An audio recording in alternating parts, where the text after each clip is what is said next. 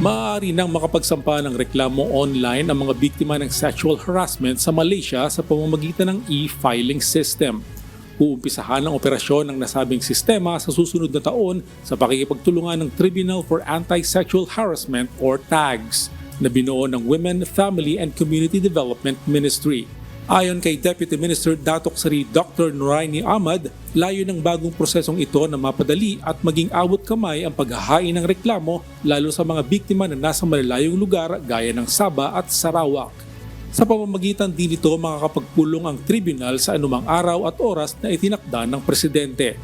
Magtatakda din ng tribunal members sa Sabah at Sarawak upang mas mapadali ang pagpupulong kaugnay ng mga kasong masasampa sa nasabing lugar. Dagdag pa ng Deputy Minister, mula nang matatag ang TAGS noong Marso hanggang noong Hulyo ng taong ito, 5 reklamong may kaugnayan sa sexual harassment na ang natanggap ng ehensya.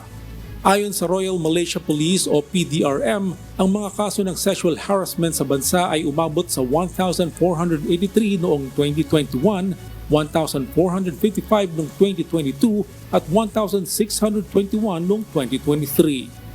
Naniniwala ang Women's Ministry ng Malaysia na ang e-filing system para sa mga biktima ng sexual harassment sa bansa ay isang mahalagang hakbang tungo sa pagpapadali ng proseso ng pagsampa ng reklamo para sa agarang hustisya.